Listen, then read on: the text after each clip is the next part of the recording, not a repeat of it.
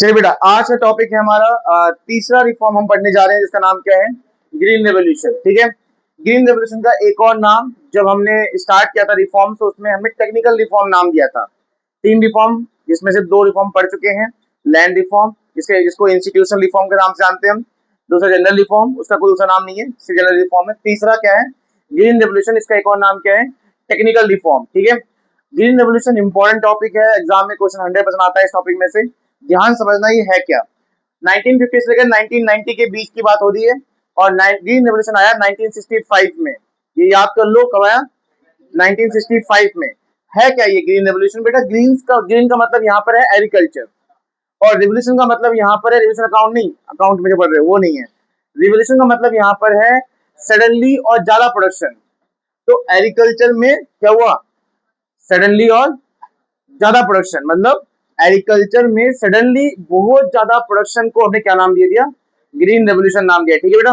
और ये कब से स्टार्ट हुआ? 1965 में। तो आप यहाँ पढ़ सकते, it refers to sudden and spectacular increase in agriculture productivity due to use of high yielding variety of seed. क्या मतलब है ये? इसका मतलब सडन, जल्दी और ज्यादा प्रोडक्शन हुई एग्रीकल्चर प्रोडक्टिविटी में। किसकी वजह से बेटा?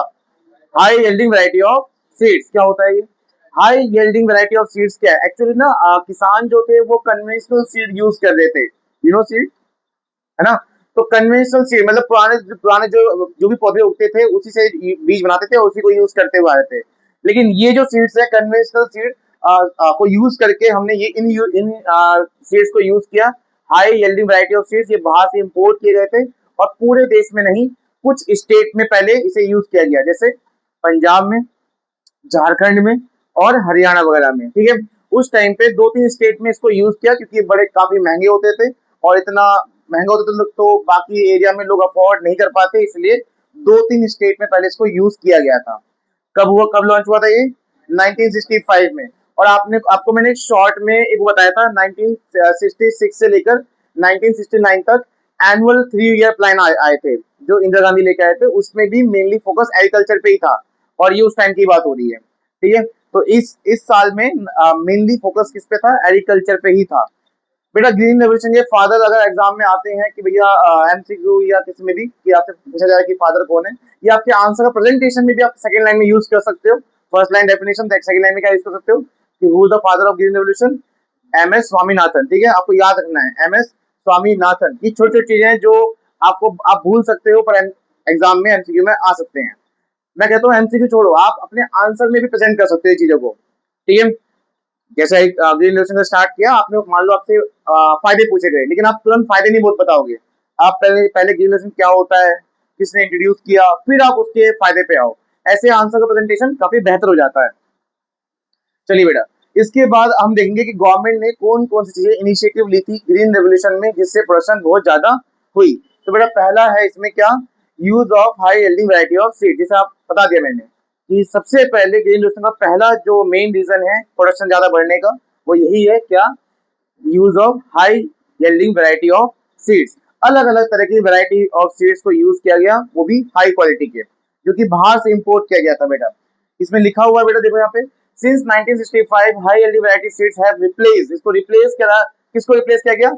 कन्वेंशनल वैरायटीज को। जो पुराने हम वैरायटी को यूज करते थे, वैरायटी मतलब अलग अलग तरीके के जो बीज यूज करते थे पहले, उसको रिप्लेस करके हमने हाई यील्डिंग वैरायटी सीड्स को यूज करना शुरू कर दिया।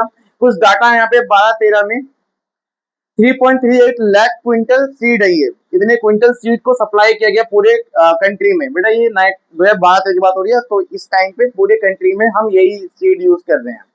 ठीक है, high yielding variety of seeds. उसके बाद government is promoted the use of high yielding variety seeds in place of conventional seeds, कि आप इसकी जगह क्या यूज करिए? High yielding variety of seeds use करिए। जिसका रिजल्ट क्या हुआ? जिसका रिजल्ट क्या निकला? Increase in production productivity landing to green revolution. Production बढ़ी, प्रोडक्टिविटी बढ़ी, और इसको क्या नाम दे दिया हमने? ग्रीन रेवोल्यूशन नाम दिया। ठीक है। लेकिन बेटा, एक चीज ये है इसमें ना, हाई यील्डिंग वैरायटी सीड्स की वजह से ही सिर्फ प्रोडक्शन नहीं बढ़ी। आप कह दो कि हाँ ग्रीन रेवोल्यूशन सिर्फ इसी बीज की वजह से हुआ। आप पौधे में जब बीज लगाओगे तो ऑब्वियसली पानी देना पड़ेगा ना, है ना। और मान लो फसल उग भी जाए तो उसके ख्याल तो रखना पड़ेगा, वैसे तो इनकम हो जाएगी आपकी। तो इसलिए सिर्फ यही रीजन नहीं है, और भी रीजन है। और दूसरा रीजन क्या है फिर प्रोडक्शन बढ़ने का? Use of chemical fertiliser. पहले किसान यूज करते थे क्या, कंपोस्ट यूज करते थे, खाद यूज करते थे अपने अपने प्रोडक्शन के लिए, जो कि ज्यादा बेनिफिशियल नहीं हो पाता था किसानों के लिए। इसलिए गवर्नमेंट ने कहा, इनिशिएटिव लिया कि किसानों को कि आप क्या यूज करिए, केमिकल फर्टिलाइजर यूज करिए। इससे क्या होगा, प्रोडक्शन में इनहेंस आएगा, प्रोडक्शन और ज्यादा तेजी से बढ़ेगी और ज्यादा प्रोडक्शन होगी। ठीक है, केमिकल फर्टिलाइजर, तो ये ध्यान रखना बेटा आप इसको।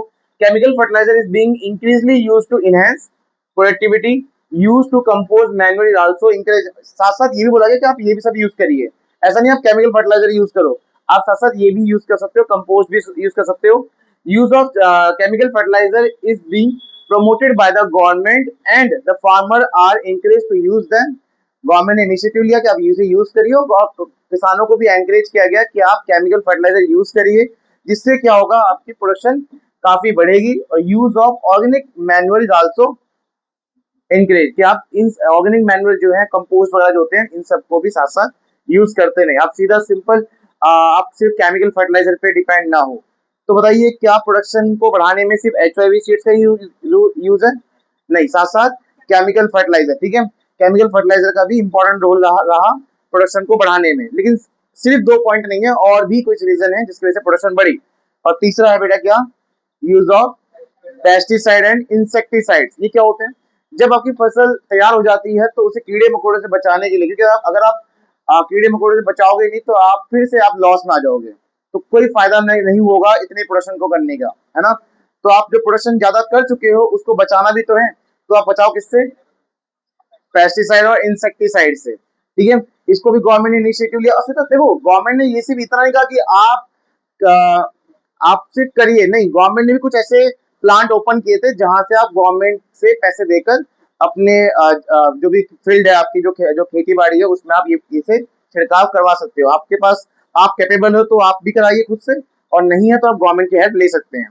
ठीक है, क्या ये बेटा, पेस्टिसाइड और इंसेक्टिसाइड। ठीक है, इसमें लिखा हुआ है, step have been introduce to perfect crop against disease and insect. बीमारियों से और कीड़े से बचने के लिए गवर्नमेंट ने कहा कि आप क्या करिए, इंसेक्टिसाइड और पेस्टिसाइड का यूज करिए।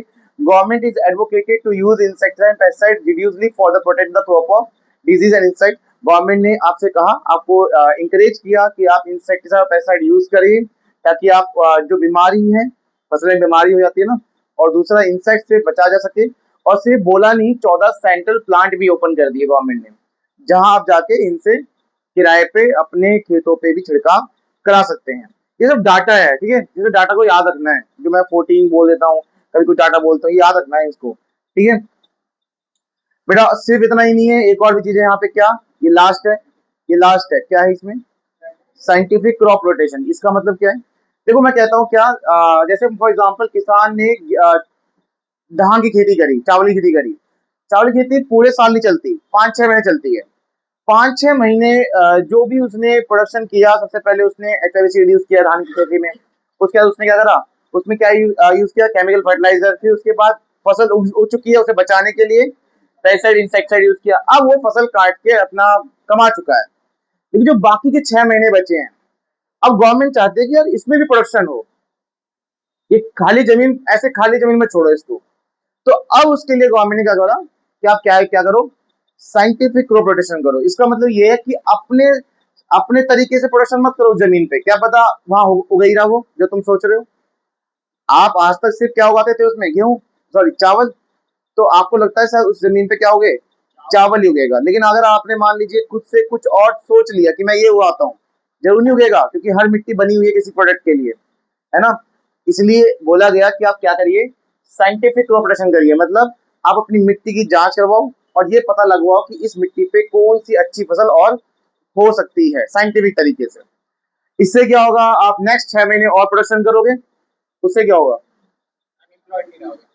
अनएम्प्लॉयड नहीं रहोगे, अर्निंग बढ़ेगी, आपकी अर्निंग बढ़ेगी, है ना, देश फिर आगे बढ़ेगा। तो वही चीज है लास्ट में, और प्रोडक्शन को बढ़ाने के लिए, एग्रीकल्चर की प्रोडक्शन को और बढ़ाने के लिए साथ में कहा गया कि आप क्या करिए, scientific crop rotation. Crop rotation का मतलब होता है कि कुछ महीने आप जो मेन है आपका वो उगा रहे हो, दूसरे बाकी के महीने कुछ और उगा रहे हो। अब जरूरी भी नहीं कि बाकी के महीने आप सिर्फ सिंगल प्रोडक्शन करो, आप मल्टी प्रोडक्शन भी कर सकते हो। मल्टी प्रोडक्शन मतलब आपको पता चला कि मेरे खेत पे 5 चीजें उग सकती हैं, तो आपने सभी खेतों मतलब पूरे खेत पे थोड़ा बहुत पांच चीज उगा दी। इससे पता क्या होता है इस और बाकी आप ऐसे कर सकते हो कि आप ऑर्गेनिक फार्मिंग कर सकते हो बाकी महीने में, यू नो ऑर्गेनिक फार्मिंग, जहां आप कोई भी केमिकल फर्टिलाइजर यूज नहीं कर रहे, कोई पेस्टिसाइड इंसेक्टिसाइड केमिकल वाला यूज नहीं कर रहे। इससे क्या होगा, आपकी जो मिट्टी की फर्टिलिटी है वो और बेटर हो जाएगी। ठीक है बेटा, चलिए, तो ये थे आपके साइंटिफिक प्रोपगेशन। और लास्ट में एक वाक्य आता है कि आप क्या यूज करिए, मॉडर्नाइज मीन्स यूज करिए। मीन्स का मतलब साधन, रिसोर्सेज। मॉडर्नाइज रिसोर्सेज का यूज करिए, जैसे ट्रैक्टर, हार्वेस्टर, थ्रेजर, इन सब का आप यूज करेंगे तो आपकी इनकम और ज्यादा जल्दी हो जाएगी। क्यों? क्योंकि फसल काटने से लेकर बेचने तक का जो प्रोसेस है वो काफी कम समय में पूरा हो जाएगा। लेकिन आपको ये लगता है कि हर कोई किसान कर रहा होगा ये सब चीजें, है ना? बस एक इनिशिएटिव है गवर्नमेंट के द्वारा, लेकिन स्टार्टिंग में इसका फायदा हुआ पर किसको हुआ होगा बताओ? सिर्फ अमीर किसान को हुआ। वो हम आगे पढ़ेंगे अचीवमेंट्स और नेगेटिव में इसके, ठीक है, अचीवमेंट्स और नेगेटिव में। इसका फायदा सिर्फ अमीर किसान को ही हुआ स्टार्टिंग में, बाद में इसका फायदा सबने किया। क्यों? इसके बताऊंगा, अभी बताऊंगा अचीवमेंट्स और इसके नेगेटिव में बताऊंगा कि इसका फायदा पहले पहले तो पूरे देश में नहीं सिर्फ अमीर किसानों को हुआ, धीरे धीरे सभी को इसका फायदा पहुंचा। क्योंकि बेटा क्यों? क्योंकि आपको पता है जो बीज होते हैं वो फसल से ही उगते हैं, फसल को ही हम क्या बनाते हैं, बीज बना लेते हैं। तो दूसरी बार हाई एल्डी वैरायटी सीड हमने बाहर से इंपोर्ट नहीं किया। कहाँ से आया फिर?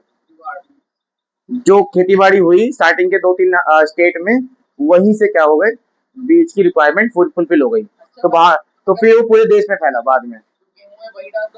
हाँ, वही तो होता है। चलिए बेटा, इसके बाद बेटा ग्रीन रेवोल्यूशन का जो फेस है, सक्सेस फेस है वो दो पार्ट में डिवाइड किया गया। पहला मिड 60 टू 70 मिड। कब स्टार्ट हुआ था ग्रीन रेवोल्यूशन पता है ना आपको? 65 में स्टार्ट हुआ था। 65 कब होता है, इसका मिड तो होता है। इसे क्या लिखा है, मिड 60 से 70 मिड तक, मैं 75 तक पहला सक्सेस फेस रहा है ये। और स्टार्टिंग में कहाँ पे, पंजाब, तमिलनाडु, झारखंड, ये 2-3 स्टेट हैं जहां पर इसकी प्रोडक्शन काफी अच्छी खासी हुई। लेकिन सिर्फ किसमें, राइस और व्हीट में बस। हाई यील्डिंग वैरायटी सीड्स सिर्फ दो चीज में आई थी, राइस और व्हीट। उसके बाद फिर से सक्सेसफुल रेट बढ़ा मिड 70 से 80 मिड, और इस बार ऑलमोस्ट पूरी कंट्री पे इसका फायदा पहुंचा। नेक्स्ट पार्ट में हम करेंगे इसके अचीवमेंट्स और फेलियर्स।